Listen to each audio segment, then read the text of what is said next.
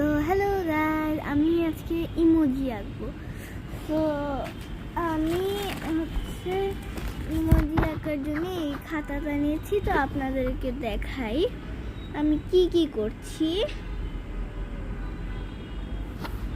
তারপরে হবে এইটা এইটা এইটা এইটা এইটা এইটা।